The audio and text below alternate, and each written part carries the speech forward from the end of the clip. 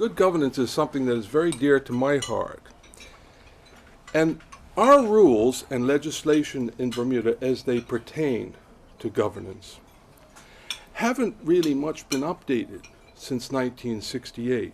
Where we were once at the forefront with our Bermuda Constitution Order and our Assembly, I think we've now fallen behind in modern practice. And we know from developments that are occurring in other Commonwealth democracies of the changes that are happening there that are not happening here. And I expect many of you in this room will also be aware of modern practice in terms of corporate governance.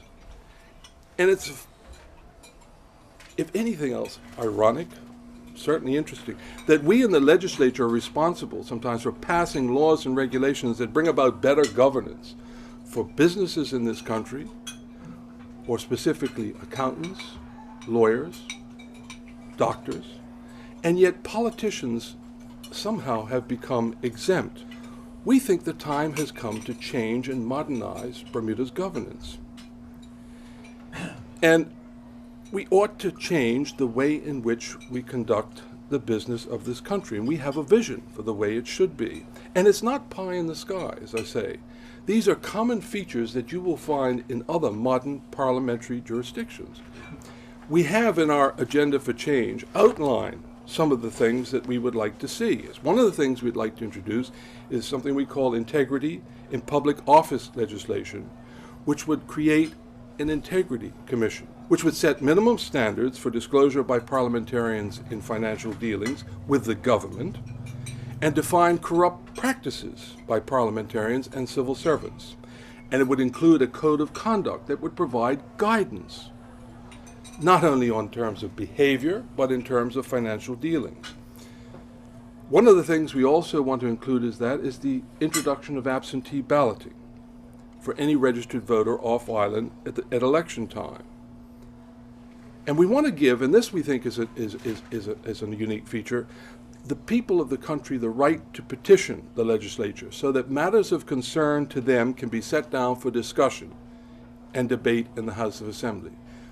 On top of that, we'd like to give them the right to initiate a referendum on any issue of national importance, such as independence, where 20% of the registered voters request a national vote by way of petition. There will have to be legislation put in place for this to happen, the mechanism, but this is what we're committed to. And obviously we'll have to pursue with the United Kingdom government constitutional reform to ensure that no major constitutional change can be made except by referenda, and when there are referenda, that the results will be binding. That is, they can only be reversed by a subsequent referendum. We want to pursue fixed-term elections so that people will know an election's coming every 5 years. We also are committed, this is something we had in our platform in 2003, to the introduction of a Freedom of Information Act. One in this country is long overdue. We also want to introduce whistleblower legislation, which upholds the right of public servants to speak out without fear. You also put in place a mechanism whereby civil servants can go to people higher up in the food chain within the civil service to take concerns to them before it spills out by way of a leak or any other method. We also want to strengthen the office and independence of the Auditor General and provide that office with adequate resources to perform its constitutional mandate. And we want to strengthen the bipartisan membership and role of the legislature's Public Accounts Committees so that it can work more closely with the Office of the Auditor General to monitor more effectively and regularly government spending along with the awarding and administration of government contracts. Right now, that committee is it's headed by the opposition spokesman for finance, but its composition is comprised of government members, and it's such a small committee that if the government members ever choose not to attend a meeting, it cannot meet.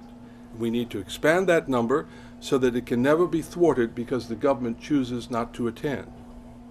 And its role is to monitor government spending, and we'd like to see that happen much more frequently than it happens right now. We also will establish a commission for parliamentary reform to monitor and report on changes to improve governance in Bermuda generally and to provide for greater participation by the people of Bermuda in decision making. Within the House of Assembly itself, we want to look to establish more bipartisan parliamentary committees on national issues of concern. And some that come to mind are education and health care, and possibly even health insurance and pensions as well, so that this committee can investigate and can continue to report and make recommendations to the legislature and to the government of the day. And so what we do is we put members to work in the House of Assembly. It isn't just an echo chamber where you can debate. People have to roll up their sleeves and actually do some work in terms of reviewing what are the problems, what are the issues, and what are some of the solutions. What we want to do is to provide greater access to these parliamentary committees by opening them up to the public. That is long overdue. Nothing that Parliament does should be in camera or in secret in our view. And that means the public can attend, as they can attend the House of Assembly, and the news media as well. We also want to broaden question period in the House of Assembly. Right now, if you want to ask a question of a government minister, the rules say you have to put the question in 10 days in advance. Now that may be a perfectly reasonable thing to do where you're trying to extract information, but where you're trying to question a minister on an issue of the day or something that's happened that week, by the time you get the answer, by the time you deal with it, it's almost of historical interest rather than contemporary. And how is this relevant to the ordinary man and woman? How does it help put a roof over my head, or provide for a better education, or more police on the streets? I tell them how. Although I have to say this, that the need to connect the dots for people has become a lot easier under successive progressive Labour Party governments. I'll point to three things to make the point. There's what happened in the Bermuda Housing Corporation. And without getting into the ins and outs and the allegations, one thing we do know is that $8 million was written off, is unaccounted for, is lost, apparently irretrievably.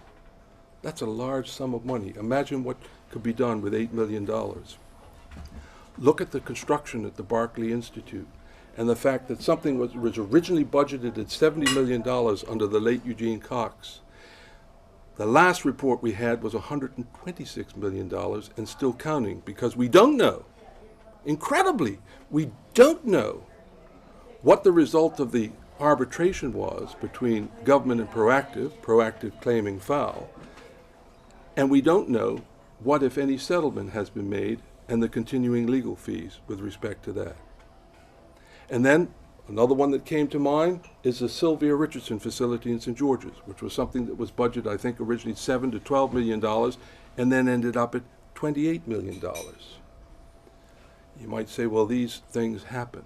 Well, maybe they do, but if we had a system and we had an active public accounts committee that was operating contemporaneously instead of on a historical basis, I mean, I have to tell you, gentlemen and ladies, that when I look, the Auditor General does a report, and sometimes he does special reports, and they go to this committee. By the time they come back to the House and everybody's had a kick at the can, it's of historical interest at best.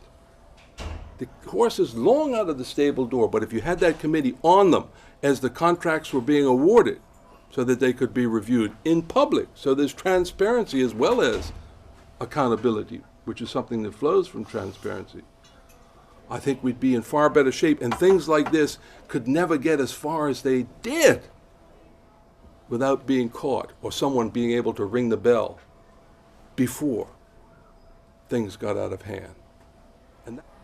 And these are just some of the things that we would like to implement if we get elected.